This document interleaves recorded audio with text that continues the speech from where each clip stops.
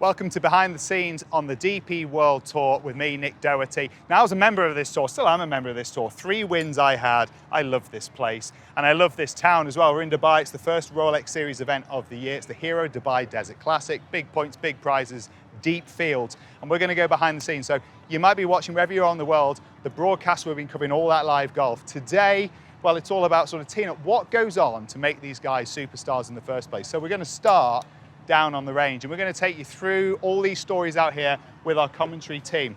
Now, you'll know them as commentators, you'll know them as voices, but once upon a time, they were just like all of these guys on here.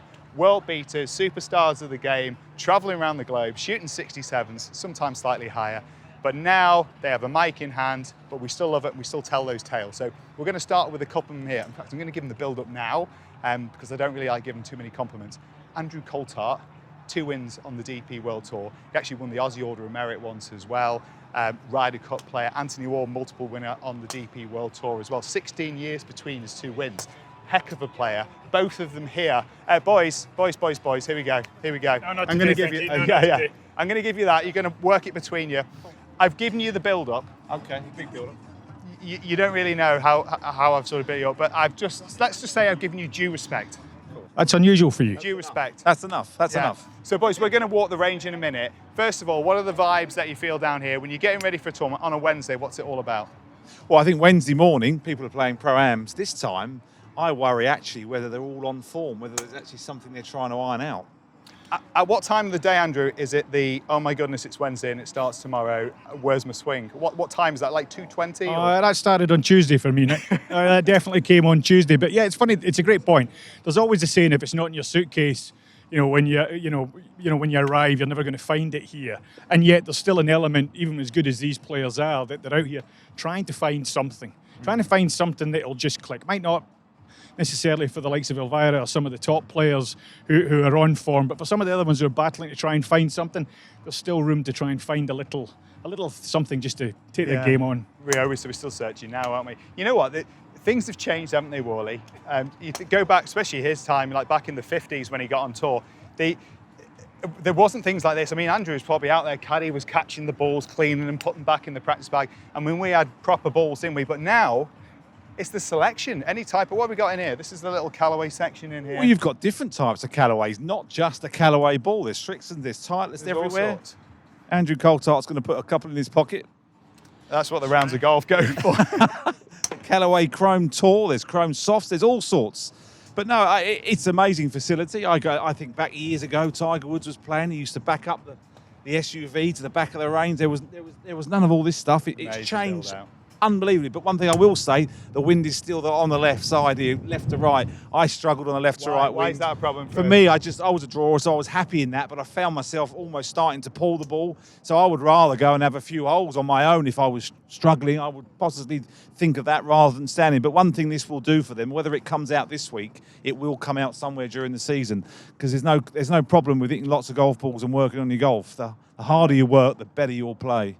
Name boards, I like that as well. Name boards. All these little bits. Did you not know your name when you were playing? No, well, they did. They wouldn't have known. They wouldn't know what one to put out. So I'm going to take the mic because we're going to actually go and speak to someone who's doing it now. These boys were good once upon a time. Now, Dan Hillier, we know he's a man of the moment. Dan, can I squeeze in? Yeah. Can I squeeze in? Mate, playing great golf.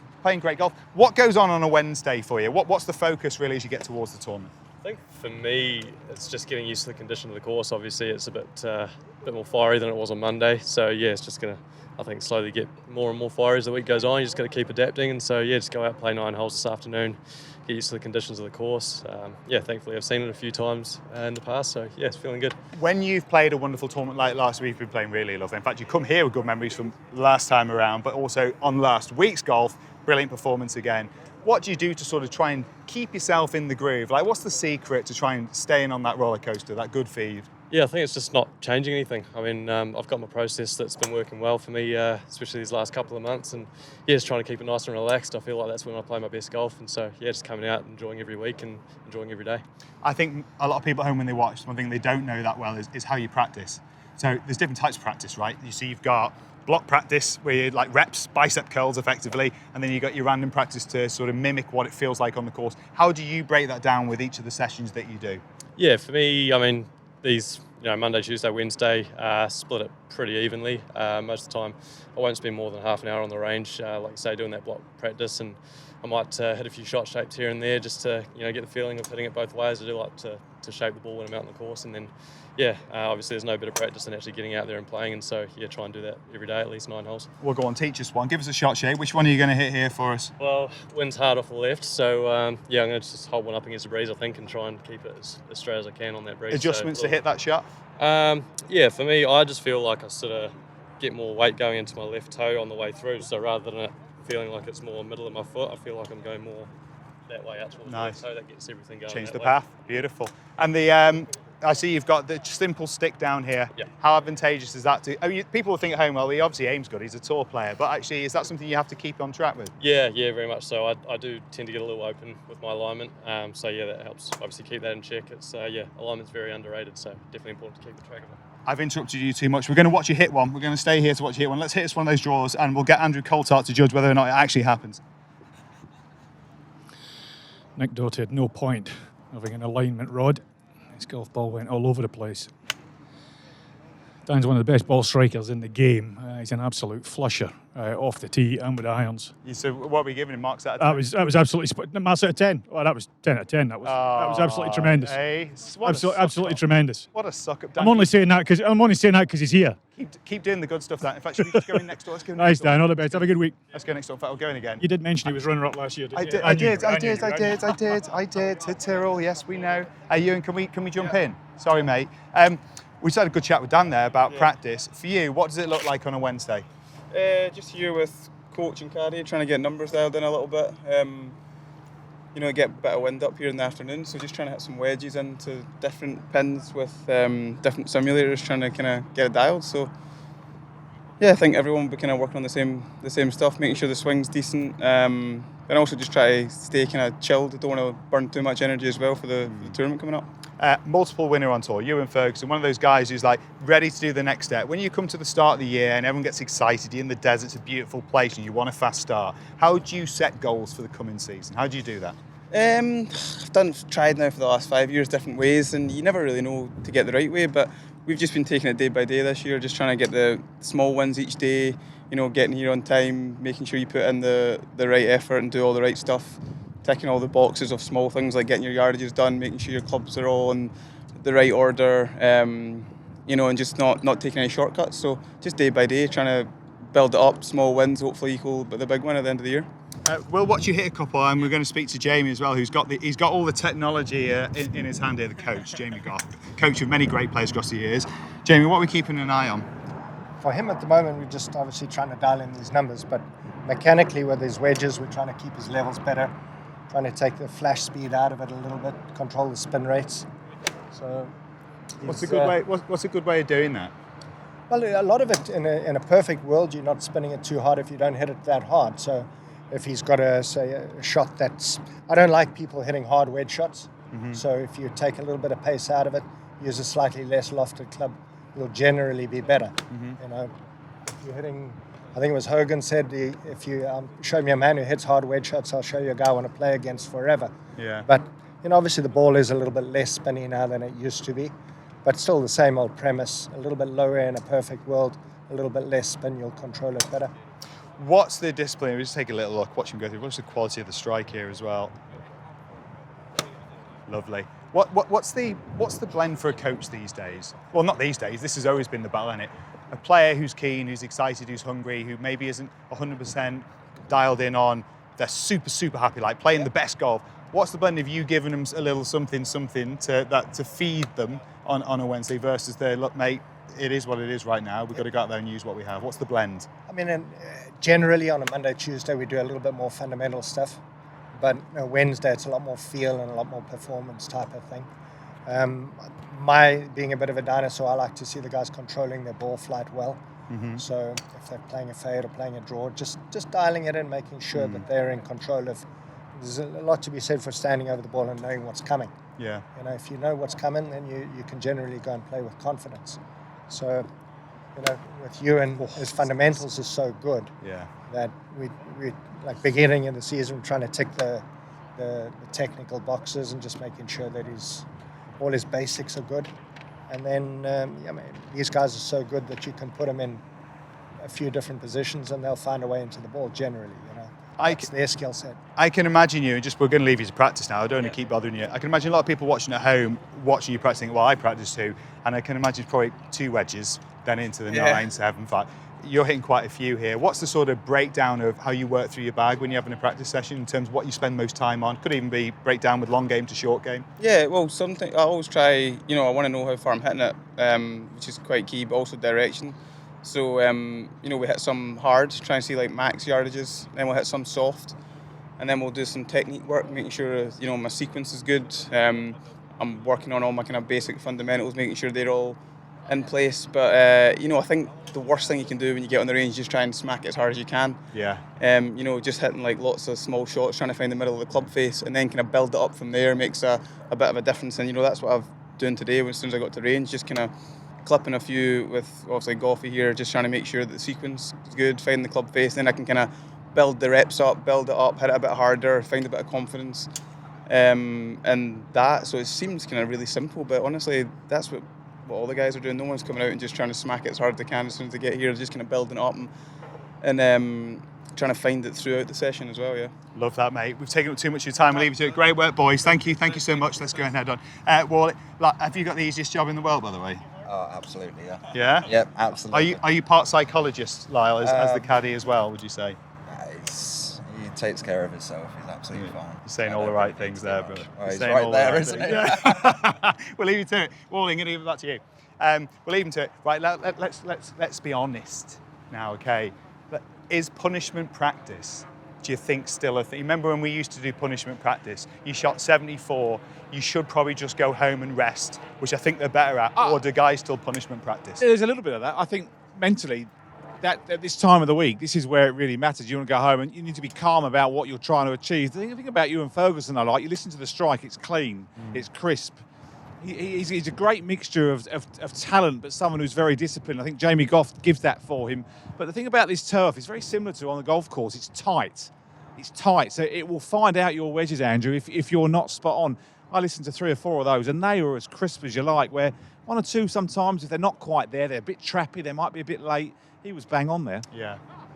It depends how tired you are. If you've given your all out there in the golf course all afternoon battling for a tough score, you come down here, wind out the left for a right-hander. It might be a good idea just to take the rest of the afternoon off and try and get the head in gear for what's about to unfold over the rest of the week. Do you think it was interesting, Goffey talking there about how the mindset, and I know that's tough for a coach. I've been that guy, desperate for something that I can take the next day, because I know in the end, it's like I just need to get a bit of something going and I might find it.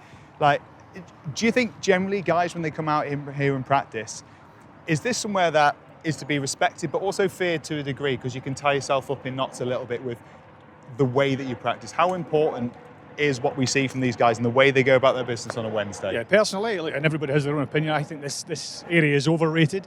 I think you've got to look at the mental aspect. You've got to look at reflecting on your day. You've got to be able to go back and analyse that performance and see it not just a case of let's get down to the range, beat balls for 3 hours again, wait till your hands bleed and then go home. That's just, to me, that's a poor form of professionalism. I think in this modern game, you look at all the other sports, they don't go back out onto the pitch or the court or anything like that after they've given their all during the match. They talk about recovery. When you're watching these guys warm up, and I know you especially, Wally, because you're an on-courser a lot of the time, can you get a vibe sometimes when you watch them warm up, from body language to how they're hitting it to whether or not they've got a good day coming? I think you do. With golf, you'll never quite know what's actually coming. I think that's the whole great thing about live sport, and golf will be top of the tree for me in that respect. I do think you can see that. I think you can feel someone's calmness probably more on the golf course than you can out here. I think you can fake it a bit more out here. But on the golf course, it's purely about the number. Here you get a second chance, you get a second serve, so to speak. You can carry on. But I like small gains, I really do, and it might not bleed until the following week. And if that's so be it, that's how it is. You just have to look at it as a whole season. You'll play well, really well, 3 or 4 times a year, and it might be this bit of work that you've done now might actually come through in Bahrain or Qatar or at Wentworth later in the year. You just don't know. But as a golf professional, you're always striving to get better. And it starts here. It's a beautiful practice facility, isn't it, boys? I'm going to leave you to it. I'm going to leave you to hang out here and look at the swings. We'll leave with. I've already clipped a few today. It was lovely. Torbjorn here going through his work. One of the greatest swings on the tour. A fanfare. You had a nice swing, Andrew. Actually, didn't you? What happened? I did. Yeah. My problem was when you could actually read what it said on the golf shack on my downswing. That's when things started to backfire a little bit for me. Yes. Speed issues. Speed issues. Yeah, not direction. All right, there we go. We'll leave Torbjorn to his work. We'll leave you guys to it. Just so you know as well, see you later, boys. Thanks so much for your time. Over there, you see where we were before, where we walked on from the range. That is on the top deck. That's all player dining. That's where they're all hiding, trying to put off coming to the range to do a bit of practice. You would do. It's beautiful in there. The food's fantastic. That's improved since our day. But it really is a great setup. Little coffee bar on the bottom, gorgeous range, perfect facilities, great place to work on your game. All the manufacturers here. Now, when we do this at our next Rolex Series event, we get to the Scottish Open, the Genesis Scottish Open, all the trucks are going to be there. They are really cool. But obviously from where we are, it's a truly global tour. It's where the world comes to play after all. They have to make things work with all the manufacturers. So for us here, from your TaylorMade, your Callaway, your Titleist, your Ping, they're all up there. Srixon, they're all there in their little element. They can still deliver the clubs for the players, but that's where they do all their prep. You might recognize her. She has not won on the DP World Tour, but she has won 87 times around the world, 4 major championships. Between us, we've got 4 major championships. Well done. Dame Laura Davies, well done. Didn't we do well? Yeah, we did. Didn't we do well? 90 victories around the world together. Excellent, excellent. Laura, let's go for a little wander. Let's go down towards the short game area. We'll take him with us. You've played here tons of times because the LET, of course, has played here. Yeah, I played here 15, 16 times. Yeah, never did any good. But yeah, lovely golf course. Love the place. Facilities are great. We're just going to see the chipping area here. They really do look after the pros this week. Now, what were you like as a practicer before you go out and play? Like, how much time did you want to put into your game in the build-up towards a tournament week? I'd go straight to the range, hit for about 25, 30 minutes to the chipping green where we're going now, maybe 10, 12 minutes, and then depending on the setup, sometimes the tee's a long way away, first tee's a long way away. Yeah. But I'd like to give myself 10 minutes of putting and then on the first tee and away. Yeah. Well, things have changed, I suppose, for the guys now. There's so much more data that's there available for them in terms of making the practice efficient. It's changed as much as that skyline. Look at that, Laura. It's amazing, From when we started coming here, Hard even Rock from when I Cafe. started coming, yeah, that was it. That was the only Look at it now. Look at it. Yeah, I know, it's amazing, isn't it? It's amazing. It's a fabulous place. It really is. And then you've had this little oasis in the desert here all that time. 1989, the first one of these. 1988, the dawn of the Emirates Golf Club being here. The first grass course in the Middle East, Carl Litton design. It is a beauty as well. Now, Damo, we're going to talk short game, but before we do, I can see one of the TaylorMade boys Absolutely. is here. So I'm going to nick that off you. Mark Thistleton from TaylorMade. Hello, Mark. How are you, buddy? Very good, mate. Yeah, very good. Great chance to have a chat with you, Yeah. actually. I'll give you that to have a little hold of if you want. Thank you. Let's talk a little bit of equipment.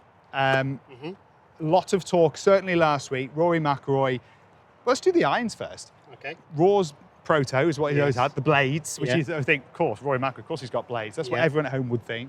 And move to a cavity back style. What's that all about? How does that work? I mean, it was a little bit of a surprise to me, to be honest. He turned up in Australia, and I knew he'd expressed an interest in trying something a little more forgiving in the longer irons. So he'd said just a few shots had kind of bugged him towards the end of last season, that he'd mishit a little bit. We all know blades are slightly less forgiving, but you don't associate Rory with, missing the centre of the club face. So, No. But he said when he had missed a couple, they were coming up a bit shorter than he would like, and he was just kind of exploring in the off season. That's what he wanted to do. Just if the mishits on a cavity iron would be better for him. So obviously he expressed that to TaylorMade. There was obviously a little back and forward there, and obviously we've given him a set of P7 CBs, and he turned up in Australia with the full set. So kind of I knew he'd been testing, but I didn't realise he was going to put them straight in play like that, which was great news for us. So went through the bag with him, and he was really, really happy. He enjoyed how they went through the turf. He was a little bit concerned he might get a few hotter ones, being like a cavity-based iron where he's been used to that pure blade. But the distance and control was great, spin was great, and they've stuck in the bag since then. Questions they might want to know at home that they might ask, are the clubs that they go and buy the same as the ones the players on tour use? So Rory's ones now, yeah, they're exactly the same. They're off the shelf. I mean, I've had a lot of people say to me, his must be a little bit custom. They're exactly the same heads. He obviously has, a lot of people are going to see it online. He has put a little bit of a grind on his sole. But it's a standard head, just as you can buy off the shelf. Yeah. But he wanted to replicate the sole. He liked those P760 irons and a little bit more bounce that he's used to. So he just wanted to kind of try and recreate that in the sole. So that's what we've done. But that's the only thing really that's custom about those heads. Otherwise, same grooves, same heads that you get off the shelf. Let's talk a little bit of drive. It's always a big thing to talk about, start of the year especially, the process of it. Now, we saw Jane Shaper have back-to-back wins with the new drive. Of course, it's gone straight in for Tommy, straight in for Rory. And I know from speaking to you before and just understanding, read about it, understandably quite picky, the guys, because it matters, right? It's got to be perfect. Was it quicker than normal, the move into the new driver? And what does that process entail? How long does it normally take? Are all guys the same when you try and fit them for these things? How does it work? Well, we're performance guys. And so, you've seen from previous years, TaylorMade guys, we haven't always forced them to go into new products. It's performance first and foremost. And sometimes, the guys, take a Rory or Scotty, they're at the top of their game.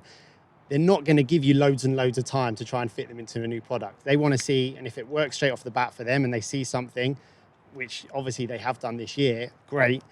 Other years, if they have to do too much fiddling around and too much work, they kind of they lose interest pretty quick because they're obviously happy with what they have. So we have a small window of time to really get those guys in the product. With our guys in Europe, we actually do a pre-season kind of training camp. We try and get the product to them as early as possible, but we'll spend a week with the guys in, a day, a little bit of on-course testing and back and forward. Sometimes it may take 3, 4, 5 sessions over a few weeks to really get it perfect. But this year, to be quite honest with you, this is my 13th season with TaylorMade, and this has been the easiest product we've got in play.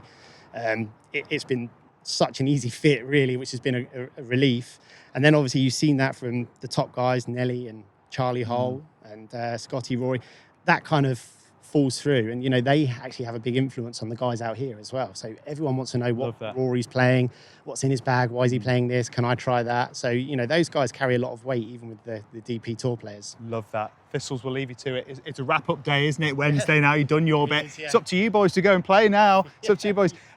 Thanks, mate. Appreciate it. One of the things that Rory's talked about with that drive that he loved is that it pinches the spin. So for a tournament professional, they're talking about what they want to launch the ball at as well is really important. Obviously, the ball speed is going to be super important. Forgiveness through the face, which you see across drivers now. But the spin rate is the bit that you see all the devices we had on the range. There's so many different types, and it's the spin rate from their mishits to their really good ones, if they're in the same window. And again, it's all data. I know this is not what you'd have done in your time, but it would have still been there. You just didn't follow it. I do appreciate the value of it, I have to say. Absolutely. Not for me, but I really understand what they're looking at when they're looking at all their monitors and taking all the data in. It's another way of playing the game. And the bit you find out, Laura, from watching, the bit I worked out, I suppose since I stopped playing on tour, was that actually the best play is about the bad shots. Yes, it's not about the amazing ones we talk about on the telly. It's actually like their bad shots aren't as bad as the others. And that's why they sort of pinch the score. So they had a tough day, they shoot 72, they don't shoot 76. Why am I telling you? That's exactly what you did. It's how you won all those tournaments. Yeah, but I mean, this is the part of the game here, the chipping area. We've got Danny's over there, and he's kindly said he'll talk us through what he's up to. So we can go and see Danny. But yeah, this is, you're not going to hit every green. That's a given. Obviously, a course like this, they've got incredibly lush rough this week. I see they're all chipping off the hard pan. That's, for layup short of number 2 and stuff like that. Yeah. The little ones where you want to get your timing. Make sure that the contact's absolutely superb. If it was me, I'd be over under the trees out of the really lush stuff and trying to get a feel for how the ball's going to pop out. Surely that shot's going to be important, this rough. It looks like it's dense. It's like really dense and thick. Yeah, and it's try and give people at home an idea about how different that is to what you'd see at your local club. Well, you just don't see it. You see the rough, but it's a lot thinner in the roots. It's really deep all the way down. If you're unlucky enough where it settles right to the bottom, then you're in all sorts of trouble. But that's why you need to get a feel every week, these guys on the tour, how it's going to react, every bit of different grass. A Masters champion here we go. See, they don't worry about the strike. It doesn't have the same wow factor when you say, because you won 4 majors. It's like if that was when I say it, it's like, wow, the Masters champion. I'd give them all up for a Masters, I tell you. Let me go in and have a little chat. Have a quick chat with him. Danny, we're just going to pick your brain here. Great short game. We always have done.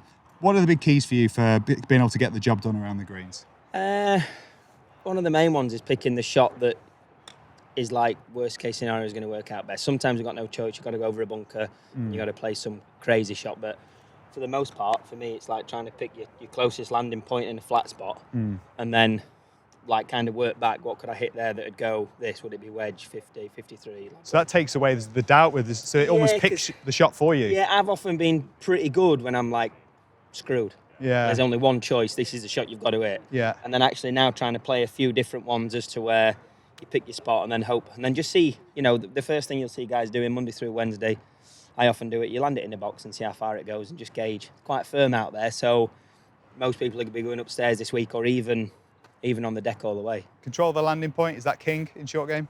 Yeah, I mean it is. Because then I think it just helps your visuals.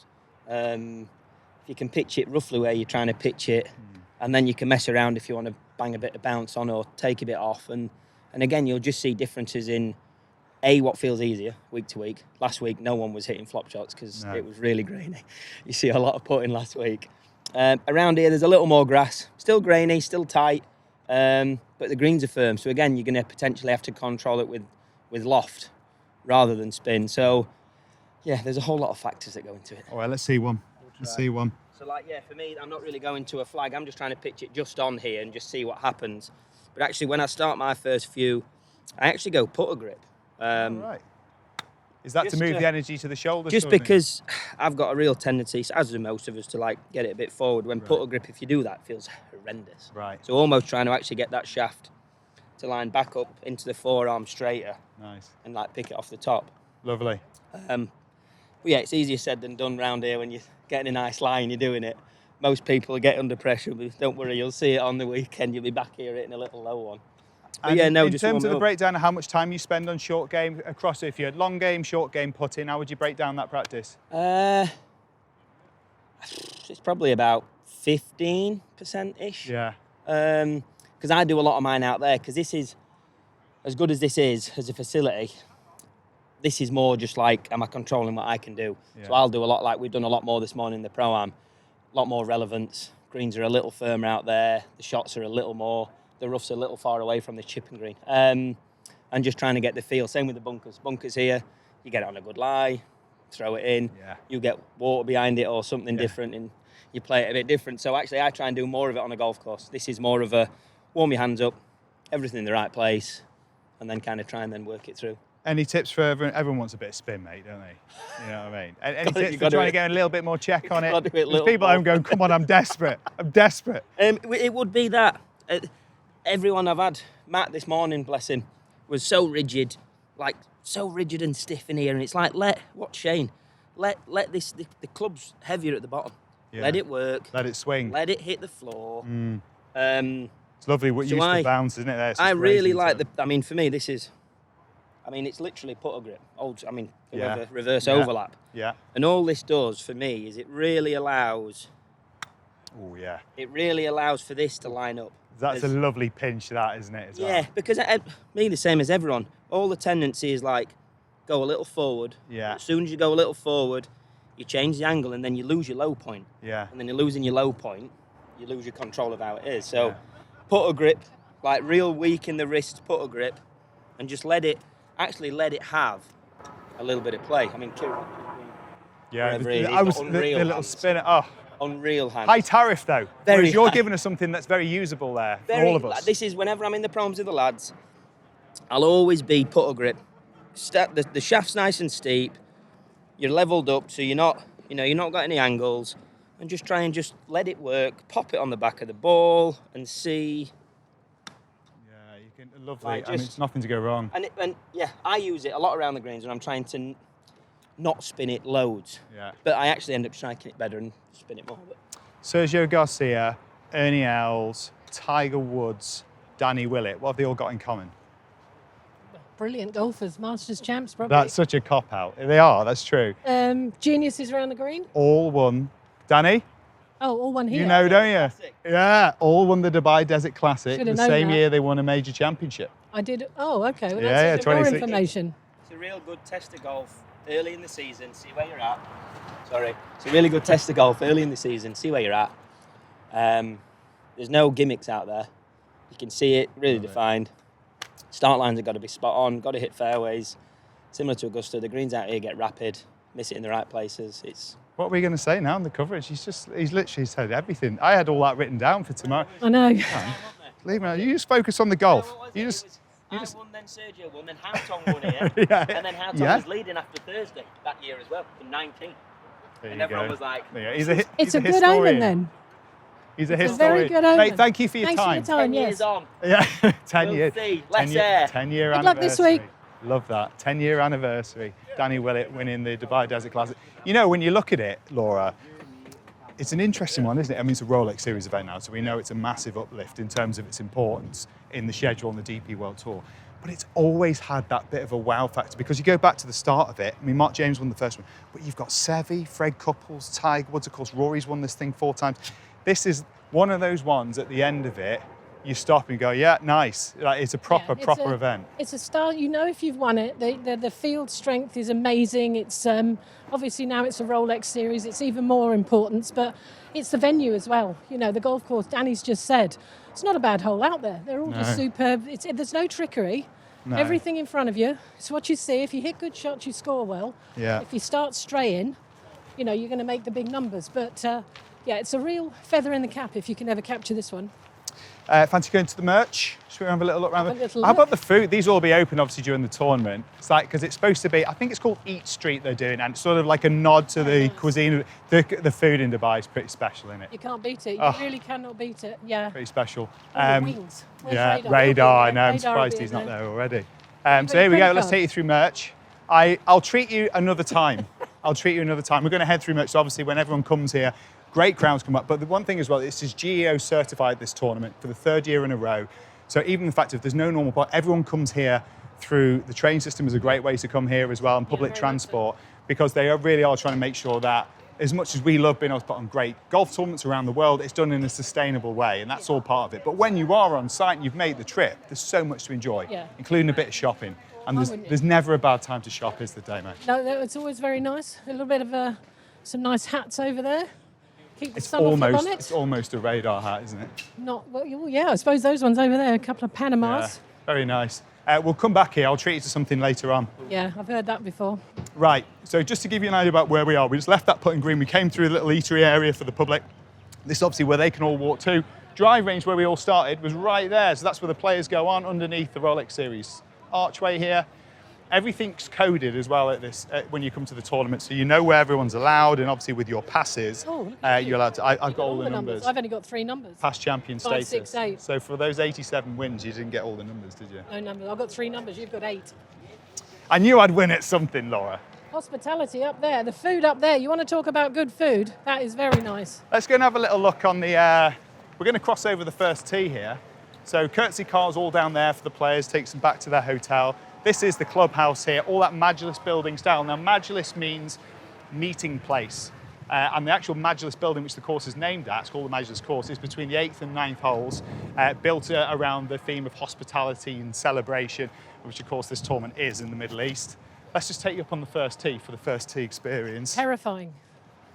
Right, Damo, come on. I mean, like, if anyone's... I obviously look like I belong. He didn't even think of stopping me coming on the tee, did he? So this is the first hole now. It's a tee that's been pushed back over the years. Yeah. 469, fairly lumpy. Yeah.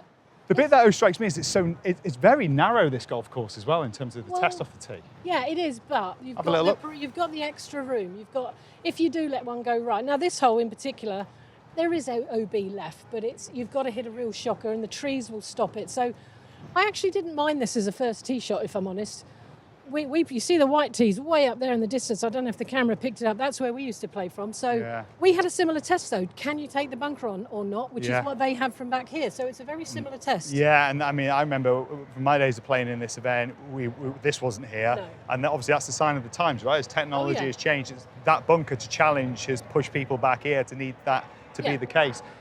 A tip for everyone at home, as someone who's won what you have, clearly you managed to get past the first teamers. Now, I know when we've spoken about it a lot, you were very honest as well in saying, especially at Solheim Cups, like, don't like that.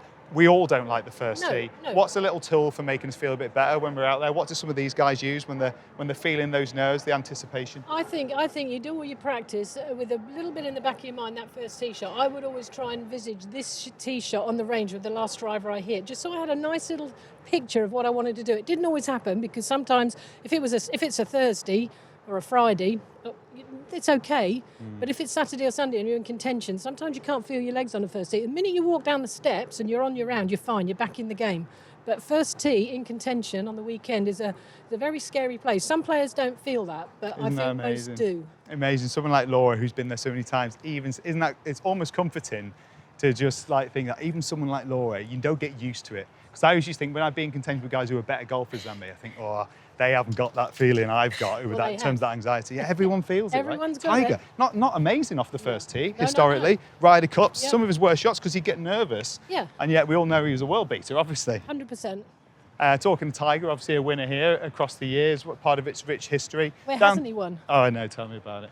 Tell me about it. So greedy. Yeah, so it is greedy, but I still love it. Down there to locker rooms for the players inside the clubhouse. Wonderful place to sort of hang out in the morning when they all come in. And then we're going to take you onto the putting green. Hello. How are you? Yeah, it's a lovely putting green, this. Yeah, very it really similar, is. very similar to the pace of the greens. And that's not always the same the world over. Thank you for escorting me all the way here. Well The done. fact that a dame has brought me to this point, I greatly appreciate your assistance. Nice work with Danny, by the way. Yes. Have a great week. Thank you very Play much. well. Yes, I'll Play try for the not to pars and the swear. birdies will come. Exactly. All right, thanks, Damo. Right, come on, let's go and find. In fact, let's go and have a little chat with someone who does the putters. I talked to one of the Callaway representatives here, Seamus Sweeney. He's been doing this for an awful long time. In fact, I'd hazard a guess. Well, I won't guess, I'll ask him. But it's got to be nearly 25 years. We're going to find out now. Seamus. I've given you the big build-up. I also decided to say, I'm going to pass that to you to help. thanks. I also decided to say that I reckon about 25 years. 28. 28, see? Told you, Yeah. didn't I? You Been here see a it. long time. I used to have You hair. look fresh-faced and ready to go, mate. I got to be honest. Thanks, mate. What's new, mate? What's going on? AI Jewels, our introduction today, actually. Oh, We had a sample last week, which I was showing some players, and we had a couple in play. And fortunately, you need to get better with your holding. oh, Yeah, no, you're doing great It's just otherwise, though. sticking that way. Yeah. Go on. One of the players actually came through and won the tournament last week with one of these. With a brand new one in the bag. Yeah, Always it's- nice, isn't it, with a AI launch? Jewel half ball it was. Here's a question then. Let's jump straight into that Sure. because this is pertinent to what we watch now and also everyone at home buying putters.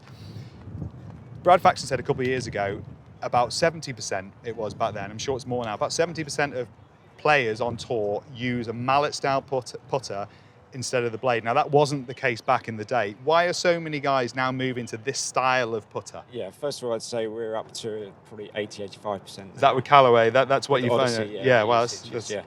And it's because it's an evolution, I would say, over the last 10, 15 years where players can relate their numbers through sensors and tracking, like Quintic, for instance, and they can see and they can make it more tangible to performance. So heel and toe strikes, and basically mallets are more forgiving. Yeah. That's it. And when they're putting against their peers, See, people every wouldn't week- necessarily say, you think, yeah, I get that with the Yeah. driver, but like the putter's just as important. Yeah, it's we can measure the collision of the insert against the ball, and we can measure forward spin.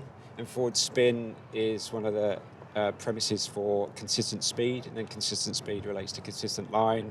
And then if you can judge your line more consistently, you can have the opportunity to putt better.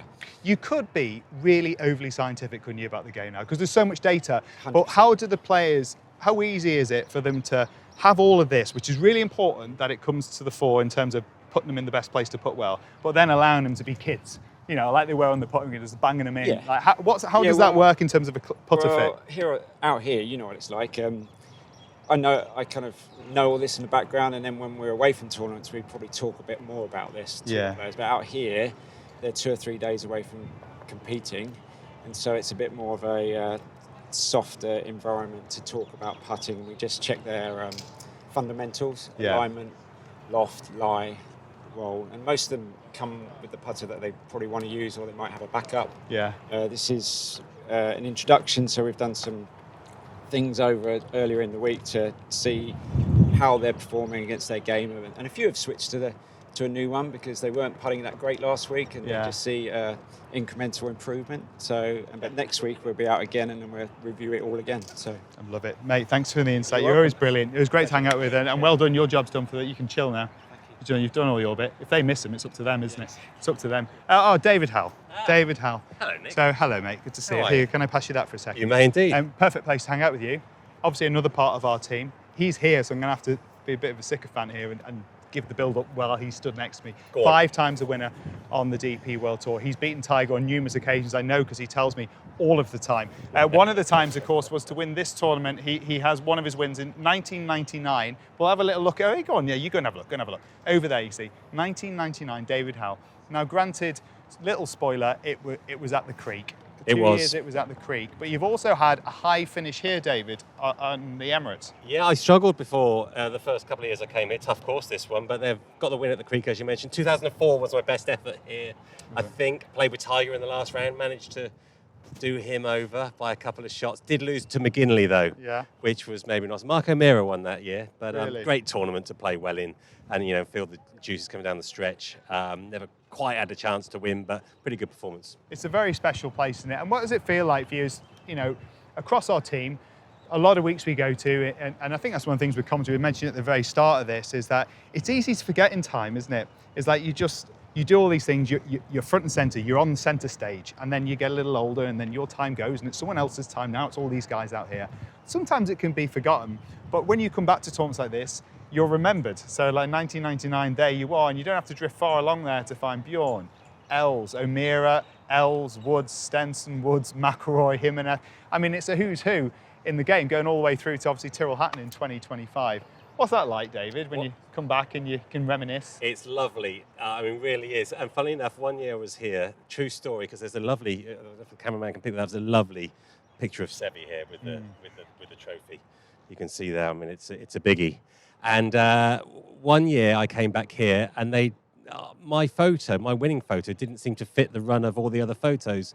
And what they decided to do was cut and paste my head and put me on top of Seve's body, that exact photo. If that's how it has to happen, that's how it has to happen. So, you know, just once, I almost looked like the matador that was Seve, little pea head on top of those broad Spanish shoulders. I love that. Amazing, but it's a nice place to come back, is the point, yeah. Do you know what? They make all the former winners members of the golf club as well, which is nice. Bit, you know, a la Augusta. Yeah. So when I turn up here, I'm a member, which is very nice. I love that. I love that. Right, let's talk putting. This was one of the hallmarks of your success as a golfer. We see Tommy's about to start doing his practice here. He's got the spirit level out. Give us an idea about how this is more from when you were doing that in 1999 to the science of putting now. Like, how different is it now? Well, they go about reading the greens very differently. As you say, there's the spirit level. That'll be telling us at 1 degree or 2 degrees slope. This is new to the game, isn't it, in the last 10 years, let's say. And there's so many of the players are trying to really sort of go at it from a scientific angle to try and choose the correct breaks. Reading of putts has clearly always been a great art of golf, isn't it? You know, Tiger, you can't be a great putter without being a great reader of greens. And for the guys that feel like they're not, they try and find a scientific way to go about it. And I guess Tommy's one of those. Aim point is the way for maybe half the field nowadays. Yeah, it really is interesting when you see so many guys out. I mean, across here as well, you've got the string down as well. Again, being able to track path. What we got behind us? You got is that a putting mirror? David, yeah, we've got a couple of stations behind the cameraman here the other way. Are you also, is this you? Well, I've got a couple of stations set up. Yeah, come on over. I'll show you. It's good, isn't it? Well, actually, one's Zander and one is mine. Zander, you got time to show us your putting drill here? Hey, Zander, how you doing? Let's get the mic in there for him. How are you, mate? Good to see you. How are you getting on? Thanks for giving us a bit of time. Yeah. Thanks for giving a bit. So, what is this drill all about? It's just getting your path correct with a bit of face control. As you can see, there's a slight arc there because I work pretty upright. I try and minimize the rotation. So for me, I hit a couple left hand and right hand and just get comfortable on where my path is. And it's just repetition. Yeah. Just go, go, go. How much time do you put into your putting when you're practicing? How much would you say, compared to the way, if you're doing a percentage of long game, short game putting, how much time do you spend on here? I would say about 40%, a little bit more. Amazing. Yeah, fantastic. It's a part where you can sort of save scores, and it's a scoring part of the game. Everyone hits the ball pretty similar, so you can make the change on the green. For me, my short game's really good, so I tend to just spend 10% on, and the rest is on the range. And then when you're doing it, would you do this on a Thursday as well? Like just set everything for the day? I would do 15, 20 minutes every day. Wow, that's great. Monday to Sunday. It's just a nice, call it a maintenance bay, you know, kind of just check your alignment and your setup and make sure the putter is moving correctly. And it's a good confidence builder because if you just can take that to any putt, straight putt, you're just putting at a target. So that's the point of it, and it's been good for me over my career. Becomes like the Iron Byron, doesn't it, I suppose, when you can preset it like that. So when we're watching that, go on, you go ahead, we're just going to watch now, right? We don't take too much of your time. When you see like Zander going through something like that, the days of someone walking on and throwing 3 balls down on the green, just having a little waft towards a couple of holes and then to the tee, don't exist for any player out there. They don't exist for anyone. You do see guys doing what they, and there's a few of the lads have been out here. Sean Crocker somewhere is doing it. They do a randomised 9 or 18 hole drill. They simulate different lengths, and they know for 18 holes, if you go 27 feet or something is the tour average, the amount of footage in a round of golf. If you can get around in 29 putts, then you've gained strokes on the field. So you get guys doing maybe a 9-hole version of that, just randomise things. But pretty much all of them have a putting station, one way or another that they'll do daily. And of course, it's an area that you spend some time with some of the players on as well, David, in terms of coaching. Yeah, just Laurie Cantor is my only man at the moment, but Thanks, trying Zander. to help him. Thanks, mate. Thanks, Zander. Yeah, another one. This is yours. Yeah, this one. right? Well, this is. Let's come with this one because that's Okay, the cool. same. Do you want me to hold it so you can Why demo not? while you... Okay. What have we set up here Well, and this one, just a string line. I mean, this is as simple as it gets, obviously, but the key to this is it helps you aim straight, obviously. You can see that. But also, I've got a tee in the ground here. So this is great to just get your eyes directly over the ball. I mean, like exactly over the ball. If you stand too far this way, the line won't be over the tee, and conversely, if you're too much over it, the line will look inside it. So this is another great little setup one. It's a bit windy today as well, so the string does move around a bit. However, with all this help, you should be able to knock it in. Under the pressure as well of expectation. If you can just do that 13 more times. Dave, in terms of, let's say you've got a bit of an issue. Now, when I struggled with my game, it was the driver. It wasn't out here. I almost envied the putters who struggle, because as much as we know things like the yips is nothing to be laughed at, and it can happen to players, unfortunately. It can be really uncomfortable. It feels like you can do more to a putter in terms of types of putter, types of head, lengths of shaft, types of grip, how you hold it. It feels like it's the one that gives you the opportunity to shift the mentality if it's something that's become a psychological issue. Is that true, would you say? Sounding a little bit bitter that it was driving that was your problem. No, I am. I'm a little bitter, of course. I think that the players have got really clever at finding a way. You know, with all these little simple tools, and they are. It's a piece of string and a mat and some tees and a mirror. That's pretty much all that's needed.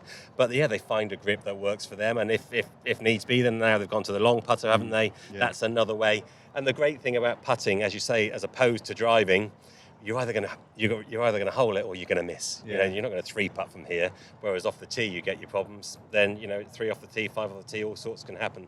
But out here, they're not worried whatsoever about whatever style they've got. I mean, we went back 10, 15, 20 years on the tour. Pretty much everyone was maybe left below right or right below left. Now they're reverse pencil, conventional now, the pen, the saw, the everything, the chest. Actually, very rare to see someone like McIlroy with an absolutely conventional, beautiful reverse overlap grip. Lovely. Dave, you've been amazing. I'm going to leave you to collect all this because I think everyone's looking at you thinking, I didn't realise David was playing this week. All right. Oh, Dave, by the way, for the dads, good times down there, weren't they, mate? Just behind these boards, back in the day. Not that the tour wasn't serious, because it was very serious, but on a Sunday night when the golfing was done, the birdies and the bogeys had been made over those boards, it was some party, wasn't it? Oh, amazing. Yeah, Really? all the Times players of our lives, mate. Yeah, there used to be just players in there and the band. It was Andy, the guitarist. Some good times. I can't believe you know the name of the guy. Oh, my God. Right, I'll see you on air, Dave. Thanks, mate. Right, we go. Beef, how are you, mate? How are you, fit? Are you following me around? How are you, mate? Yeah, all right, I'm good. we're heading now. I'm not going to keep bothering you. How's everything feeling? Great, Full man. fitness now? All good. Looking forward to the season? Absolutely. Good, man. We love that. Go strong, Beef. See you, mate. Right, let's take a little watch, show you a bit more behind the scenes before we wrap up here. There's the putting green. So again, the back of this, where you can see all the names. Going back to the very first one, Mark James, the first winner. There's Sevy, look at that, 1992, the great man. There he is. Nice run. Wayne Westner, Ernie Els, Fred Couples, Monty in 96. More on that in a second. Hello. So, we're going to leave the clubhouse behind us. This is actually the back of hospitality, which wait till you see it. So I'm going to have to just get my pass out to go up. So players will be coming out here at the end of their day. So we're doing it back to front, but I'll give you a little inkling to what it looks like. Thank you, sir. Thank you. This in here is where they sign their cards. So when they come off, oh, it's empty. Perfect. Let's have a little look. So they'll come in here. Come on in. You're good. And they all take their little seat. And sometimes there probably will be a camera in here where you'll see on the broadcast, and you'll see them, like, especially near the end of the tournament, and they'll film them.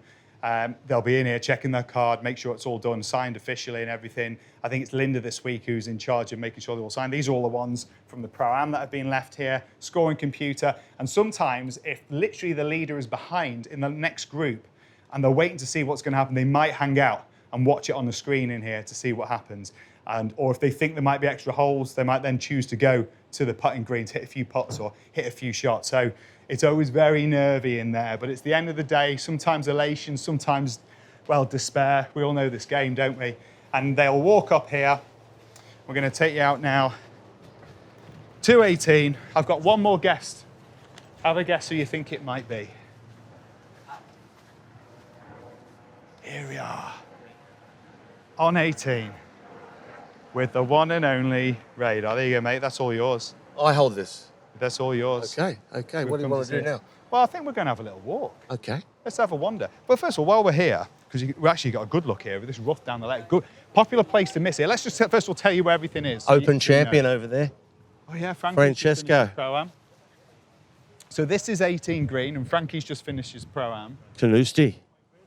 Tiger Woods and him down the stretch. Back 9 Sunday. And the 5 out of 5 in the Ryder Cup. He was some season that was, Wayne, wasn't it? Betcha.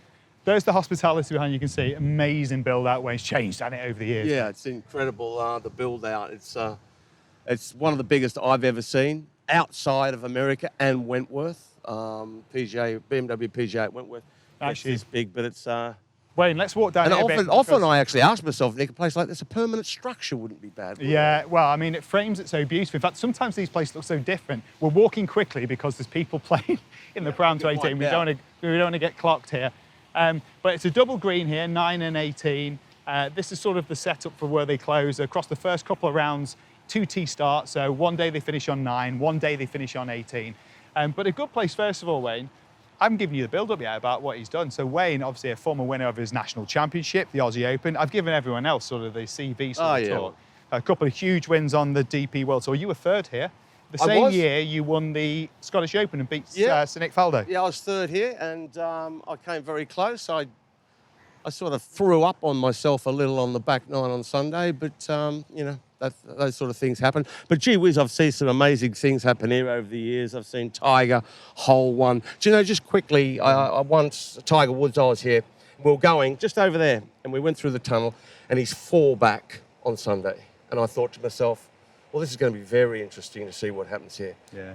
4 back, going into the back 9. Tiger Woods, no, he's not going to do this. Well, he won without a playoff. That's unbelievable. He just did things that were just, Tiger, on that back 9, just Tiger Woods. Stop here, Wade. Let's get stuck in because it's going to be a feature this week. I had a little chat, I think, with Laura about it too, about the difference in rough that we see at normal golf clubs, or even this place when it's not the tournament, and tour rough.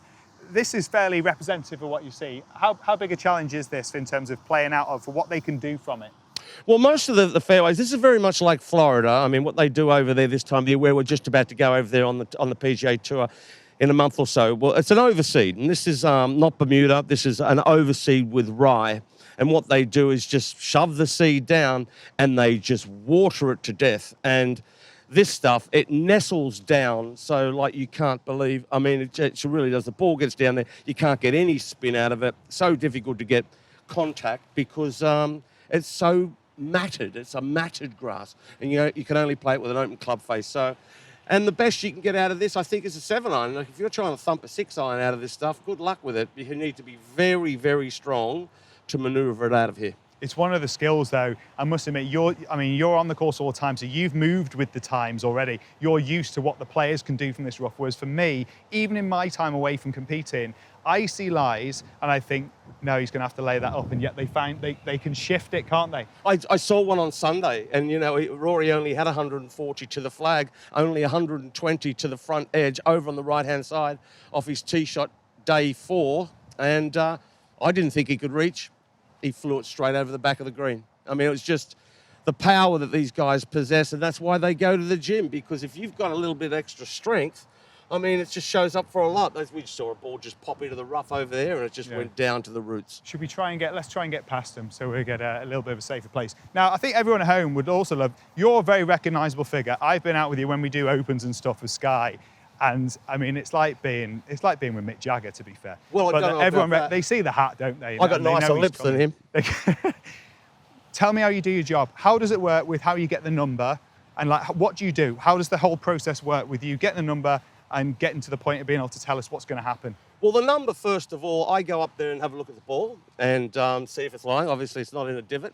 But the number, to be perfectly honest, comes through a producer because they get the exact numbers. It doesn't really, if you think about it, you might go, oh, that's cheating. It's not really, because at the end of the day, my number has to match the caption that's on the screen. If it's 167, I say it's 164. I mean, it's not going to work that way. But, you know, the shots, I'm not told anything. I've got mates at home, Nick, that say to me, you know, you're getting, when some of the shots you call, people are giving that to you. No, they're not. It's just you can't get everything right. But as a long courser, as long as you get 85% right, I think you do an incredible job because, let's face it, the players don't get everything right.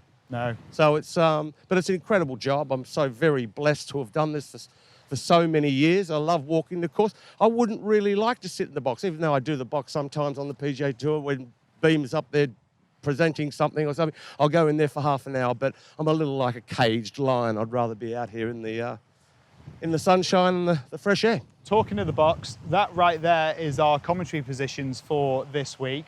A great view across the water here at 9 and 18. Continuity for Sky. Obviously, the whole world feed commentary that goes across the globe, which you'll be hopefully watching as we go through. Feature groups members are a big part of this because it's a Rolex Series event, so a massively extended coverage that we have for you. That's the view that we get. It's a pretty cool place to be. Our compound is all behind these trees, but right by the thick of it as well. And actually, we're in a pretty important corner. There's been some drama here over the years, Wayne. It's over here, Nick. It's just back Oh, there. You'll be able to. They'll be hitting off the tee there. You want to watch yourself. We got to go and have a look. Okay, we'll check it out. Let's go and find Monty's plaque. So 1996 was his year. So 30 years this year since Monty won the Classic. But it's not just that he won, it's the manner in which he did. So Wayne's going to take us through what happened. Go and have a little peek and then we'll get out of the way for these guys behind. Shot of the year, Dubai Desert Classic, Colin Montgomery, 1996. Out with the driver, out with the chief, and just waltzed it on there with that familiar fade. And straight into the tight part of the green as well. The flag, I remember that year, was over on the right-hand side, and it's not very deep. It's seriously wide, but it isn't very deep. And to hit that shot under pressure was a deserved shot of the year. And, you know, over the year, you can imagine on the DP World Tour, you see a lot of great shots, but that was just, we're still speaking of it. If you dropped a ball there for Rory to hit, for instance, like what sort of club would 3-iron. Would he really? Yeah, these days it's 3-iron for Rory McIlroy just to waltz it straight on there. But on Sunday, Nick, Monty, whoa, what a shot. With that little old club he used to have, a shallow face thing. Amazing. Yeah. All right, let's head up here just a little bit so we can clear a bit of space for them. It's pristine. It's a great place for us to wrap up here. I suppose one of the things I'd love to ask, because you've got one of the great jobs in that you tend to be with the main group on the last day across the sport when we do it, whether it be whichever tour it may be on. For you, what's a moment that really springs to mind in terms of you think, wow, that was something special? It doesn't even have to necessarily be on this place, but you can pick one here, one that you think, wow, I witnessed something really, truly special here today. I think when I described it up there, Tiger Woods, you know, he was over the back of this green and he actually fluffed it out of the bunker and hit it to 40 feet. And I thought, wow, but he held the putt. And, you know, gave it the full Tiger. Me remembering that here, I remember that back nine. I think that is a special moment. But, you know, where I travel all around the world, Rory in the playoff last year, to be our good friend Justin Rose, that wedge was fantastic. There's so many shots. You know, I'm often asked that question, Nick, and it's so very difficult to just pick them out because I'm so blessed to have seen so many great shots over a calendar year. I think also Rory here, that time we beat Patrick Reed, 2023, I think was the time when he holed that. When the ball went up the tree. Yeah, similar time. So many great champions across the year. Wayne, thank you so much for hanging out, buddy. It's always a pleasure to be with you.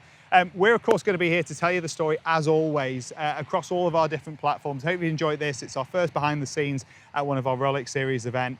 Great to hang out with the crew as well. They've been here, got the T-shirt, hit all the shots themselves. That's what makes it so much fun. And you know what? You go from being an individual, where it's all about you being the CEO of your company, to being on a team. It's good vibes only, isn't it, mate? Good vibes only.